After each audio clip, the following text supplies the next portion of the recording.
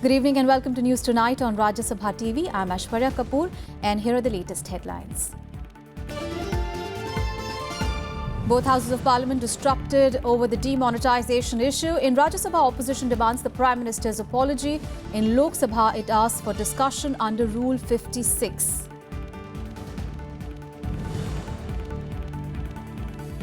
Opposition also tries to corner the government for allegedly circumventing Rajya Sabha after income tax laws are amended by Lok Sabha on account of it being a money bill. Delhi police files FIR to probe the hacking of Twitter accounts of Rahul Gandhi and Congress party. Congress says hacking reflects the extremities of intolerance.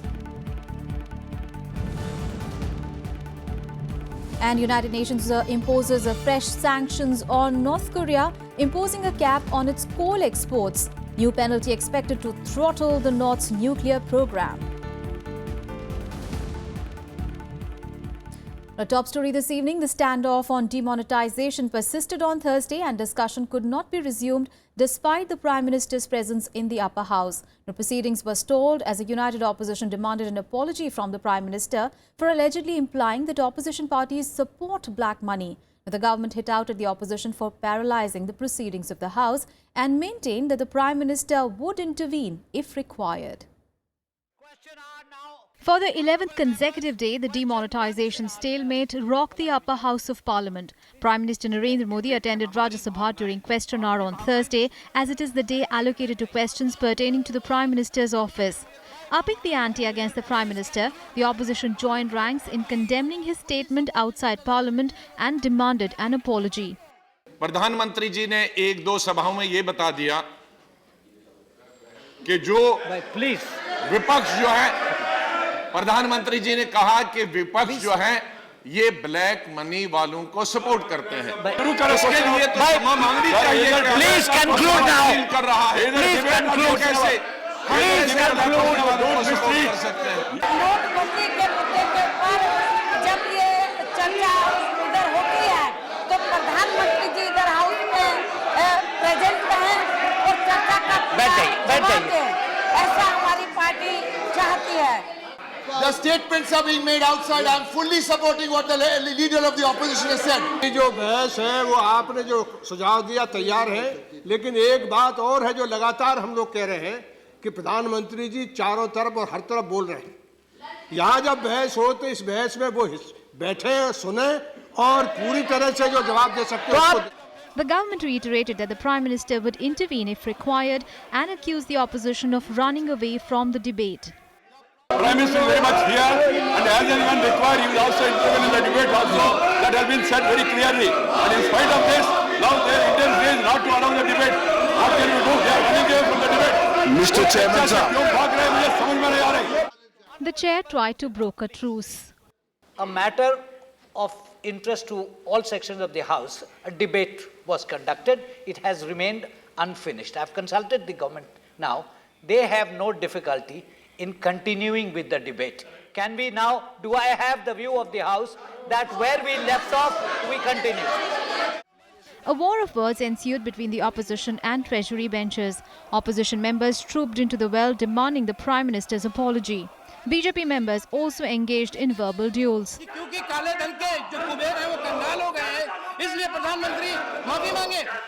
As the logjam persisted, the chair first adjourned the House for 15 minutes, then till 2 p.m.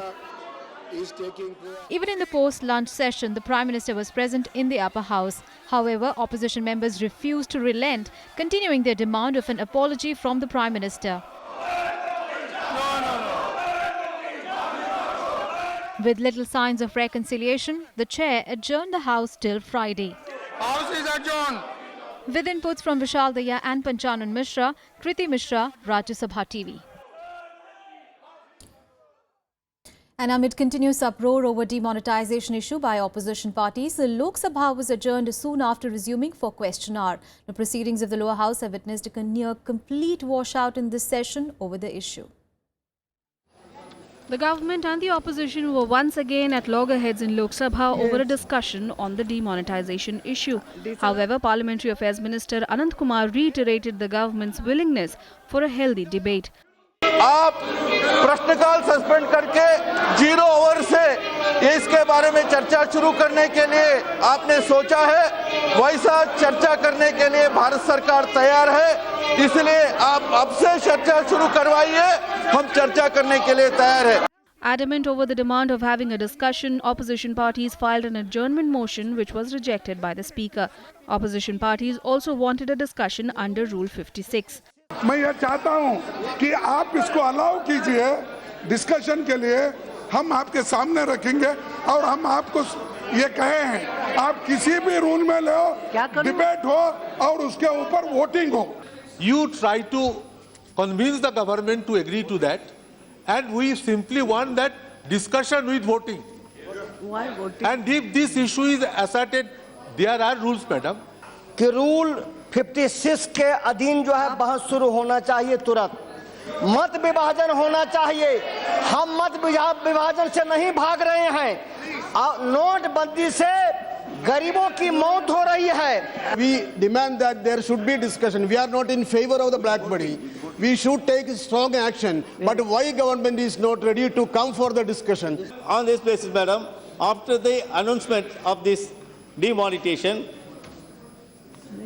on behalf of party, I have given adjournment motion, madam. I would request to you, to the government, to make initiatives, to talk to the respective political parties so that we can come to a conclusion and start discussion on this very subject.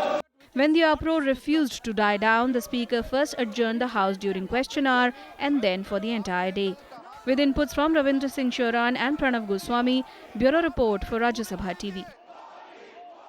And on the ground, on the first payday since the note ban announcement, now most banks witnessed a huge rush with people desperate to withdraw their salaries. Now with many banks running out of cash despite rationing, the Reserve Bank of India has assured the government that it is ready for higher withdrawals. Thursday was the first payday post-demonetization and most banks seemed underprepared for the expected massive rush. The heavy rush at most banks left quite a few customers disappointed as there's still a severe shortage of currency notes. Pension निकालनी है भैया मेरे को 11 वाले की train ही नहीं आज पहुंच रही वहाँ पे किससे आती मैं यहाँ आई हूँ तो गेट बंद कर रखा है गरीब गुजर हूँ बड़ी बूढ़ी को क्यों परेशान कर रहे हैं ये हैं इतनी दूर से मैं 10-1.5 घंटे में आई हूँ यहाँ अब मेरे पास पैसा भी नहीं है जिससे मैं पेट में कुछ खा लूँ. On Thursday morning, banks witnessed double the amount of rush and in order to handle it, they resorted to rationing of cash. मैं घर के समस्त कार्य छोड़ करके पहली फुर्सत में सैलरी लेने आया लेकिन यहाँ पे पैसा बड़ी मुश्किल में निकला. सेंटर पॉइंट में भी गया वहाँ पे भी अकाउंट से पैसा नहीं निकल पाया. वहाँ पे 2000 के अलावा कोई नोट नहीं. वो यहाँ पर भी मैंने देखा तो एक ही एटीएम चालू है 5-7 एटीएम में. मुझे तो ऐसा लगता है कि आर्थिक आपातकाल आ गया भारत में. जो है आदमी आज पहली तारीख है सैलरी आई है सबको घर के खर्चे अपने देखने हैं और तो इसलिए है कि सुबह शाम तक तो और भी ज्यादा भीड़ बढ़ जाएगी तो आदमी इसलिए सुबह लाइन में लग के अपने पैसे निकाल ले. With increasing anguish over having to spend several hours to withdraw their own money, many mulled whether to take the first day of the month off. Even tourists are spending their days standing in lines instead of sightseeing.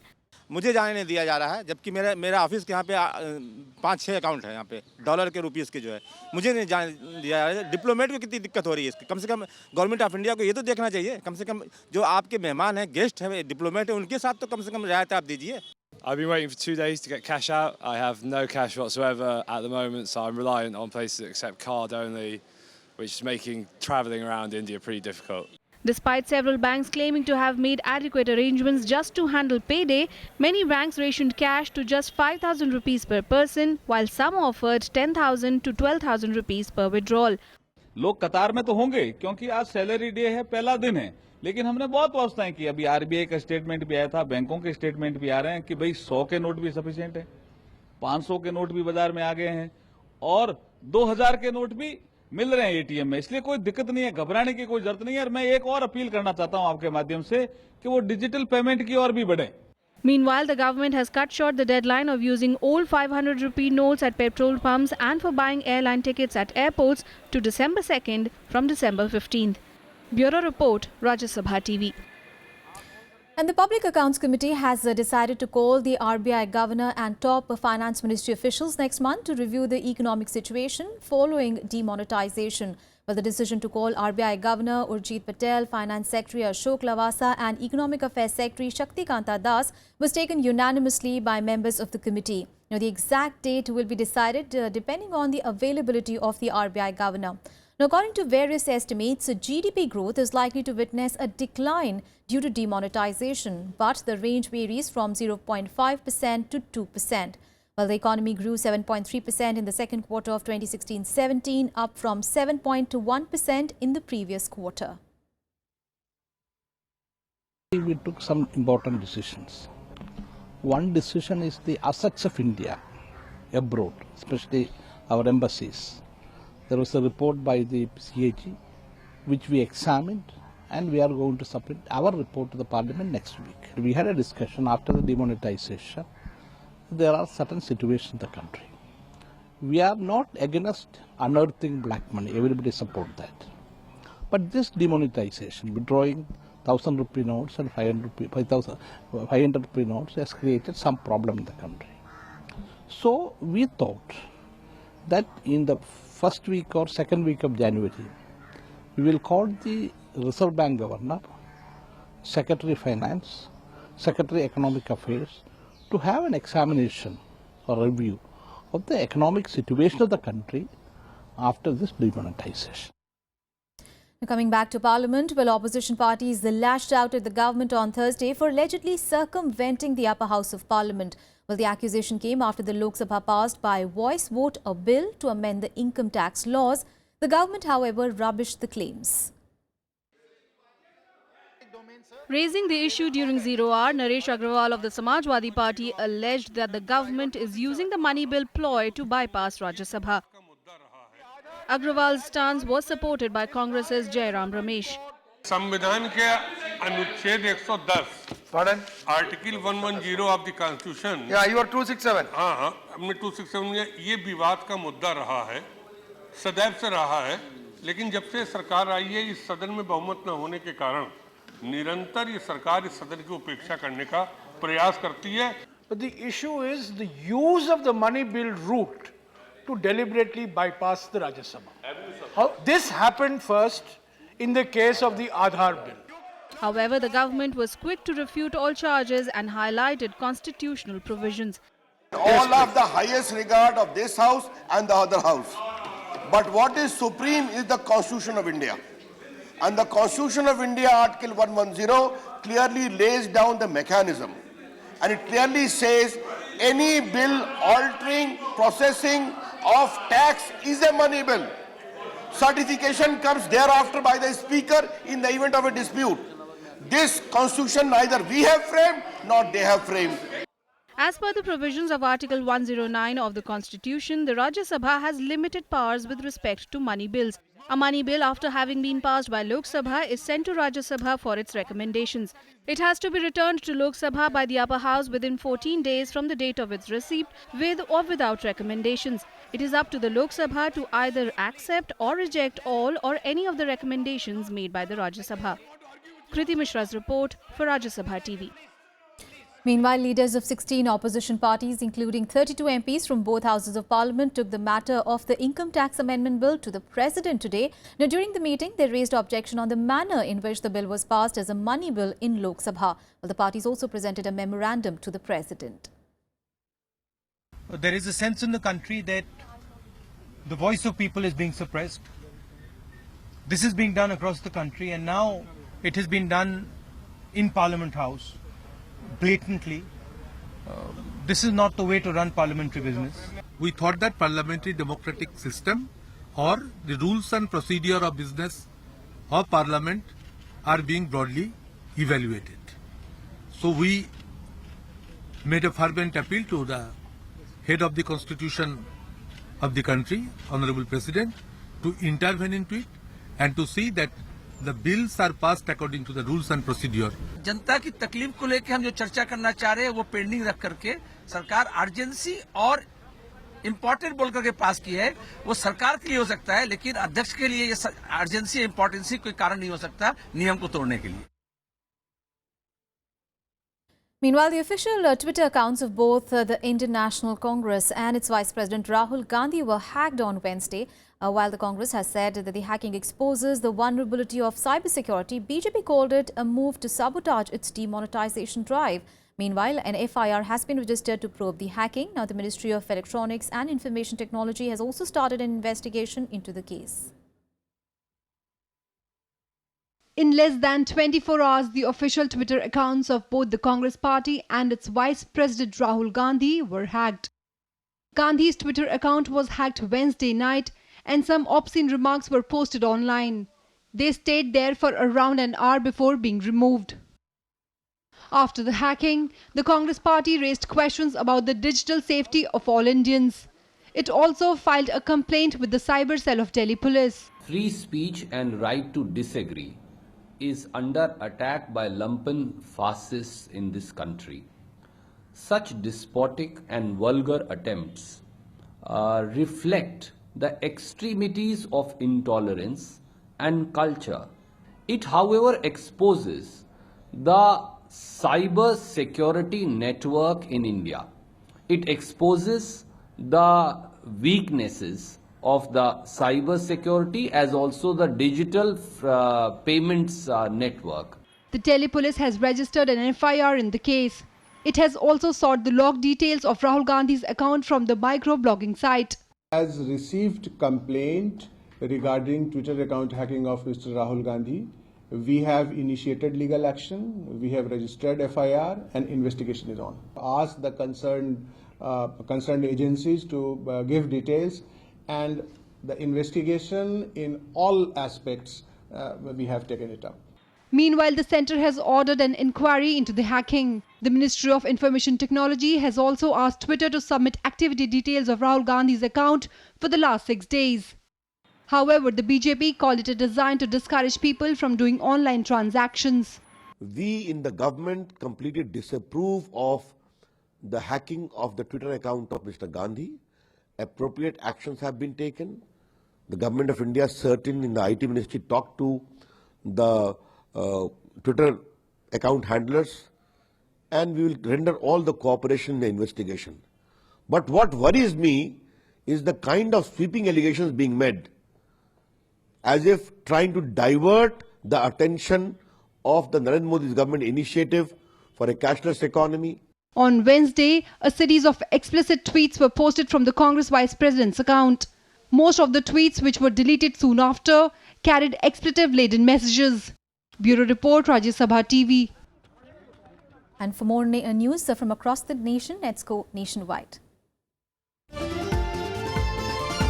Combing operations resumed on Thursday at the Nagrota camp, which witnessed a fierce gun battle and hostage-like situation on Tuesday. The two main complexes at the Army unit have been cleared. The Army launched combing, search and sanitization operations after the conclusion of the day-long gun battle between troops and 3 heavily armed terrorists, in which 7 Army personnel were killed.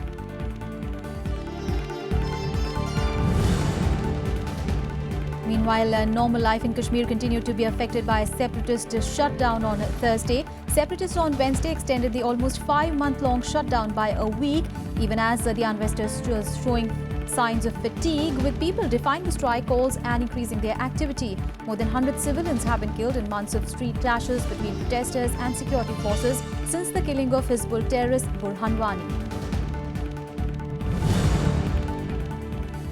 And cyclonic storm Nada has weakened to a deep depression, bringing with it light to moderate rainfall to many places in Tamil Nadu, including the capital Chennai. On alert for Nada relief efforts, the Indian Navy is prepared with 2 naval ships to proceed to the most affected areas. They will undertake humanitarian aid, distress relief, evacuation and logistic support, including providing medical aid. On to the big international story now. Well, the United Nations has tightened sanctions against North Korea. On Wednesday, the UNSC imposed a cap on the country's coal exports, its chief source of hard currency. Now, the fresh penalties adopted unanimously by the Council, including China, came as Kim's regime advances towards its goal of building a functional nuclear warhead. The resolution imposes major new restrictions on the sources of hard currency, in particular coal exports, that the DPRK is using to pay for its nuclear weapons and its ballistic missiles. The United Nations imposing its toughest ever sanctions on North Korea, placing a cap on its key coal exports after the state's fifth and largest nuclear test in September. The new sanctions resolution, which was spearheaded by the United States, came after 3 months of tough negotiations with fellow veto-wielding council member China. It was passed by a 15-0 vote. Under the resolution, North Korea will be restricted from exporting beyond 7.5 million tons of coal in 2017, a reduction of 62% from 2015. It sends an unequivocal message that the DPRK must cease further provocative actions and comply fully with its international obligations. The US says the latest sanctions would strip the regime of more than $700 million, dramatically reducing the money it can spend on nuclear and ballistic weapons.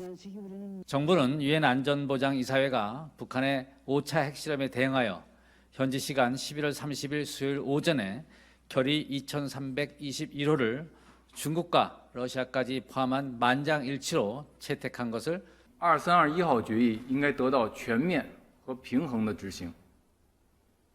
第二，当前半岛局势复杂敏感，中方始终坚持实现半岛无核化。 The US has been warning for months that the North Korea's nuclear capabilities have increased sharply. Pyongyang, on its part, insists its nuclear weapons are a deterrent to US aggression and has brushed aside earlier sanctions which have targeted its weapons exports and access to financial markets. Bureau Report, Rajya Sabha TV. News from the Middle East now. Well, OPEC representatives reached a landmark deal to reduce oil output, propelling crude prices after months of wrangling and market uncertainty about an agreement. Well, the Organization of the Petroleum Exporting Countries, or OPEC nations, said on Wednesday that it would cut production by 1.2 million barrels a day from the present 33.6 million barrels.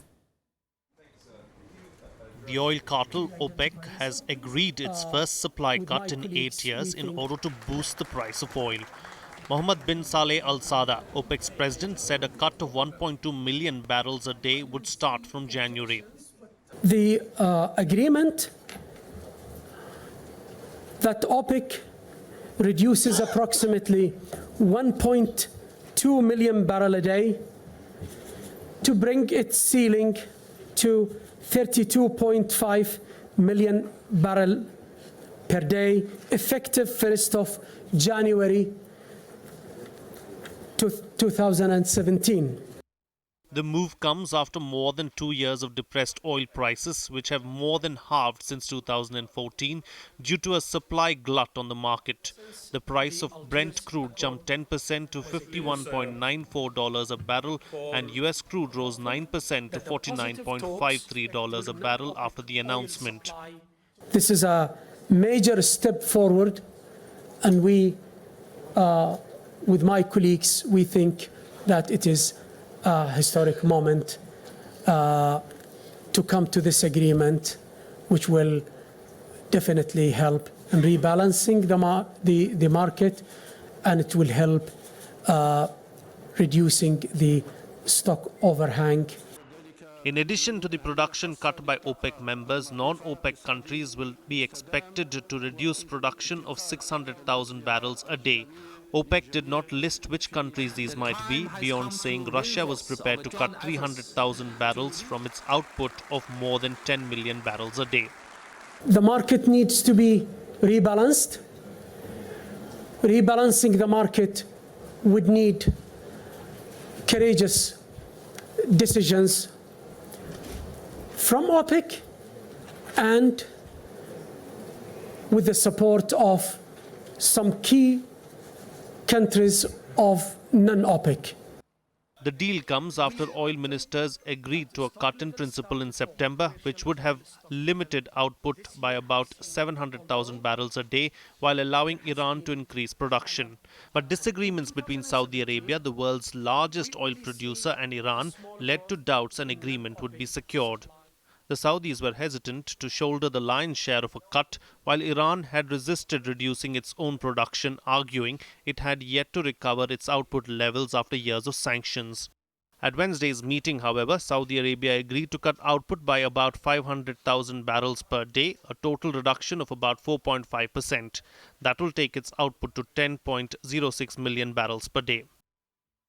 Only one country which for reasons we can understand, that is Indonesia. They are net importer, so they could not participate, and they suggested to participate in the reduction, and they would like to freeze or suspend their membership. Still, questions remain about the long-term impact of the deal and the ability of the group to enforce the cuts. The group has a checkered history of complying with its own agreements, with countries often producing more than their agreed-upon share. Analysts said oil traders would watch the agreement warily in the coming weeks. Bureau Report, Rajya Sabha Television.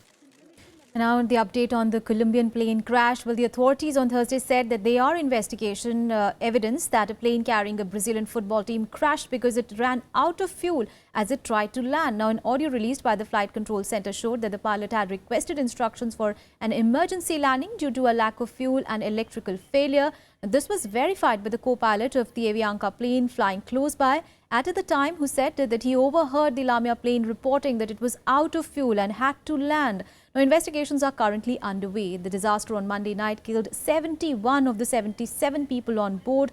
Now, they were players and support staff of a local Brazil football team. Time now for some sporting action in Sports Beat. Senior bureaucrat Praveen Mahajan on Thursday became the first woman president of the All India Tennis Association, replacing veteran administrator Anil Khanna. The AITA appointed Mahajan after its executive committee unanimously chose her for the post until the election is conducted.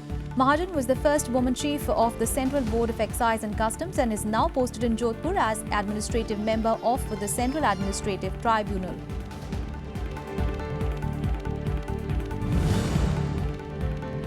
Ace Indian shuttler Saina Nehwal has stormed into the quarterfinals of the Macau Open Badminton Tournament. In her second round match, Saina Nehwal came from a game behind to beat Indonesia's Dinardia Justine 17-21, 21-18, 21-12. Saina has recently recovered from a knee injury. She had bowed out in the opening round of the China Open and had made an exit in the last 8 at Hong Kong.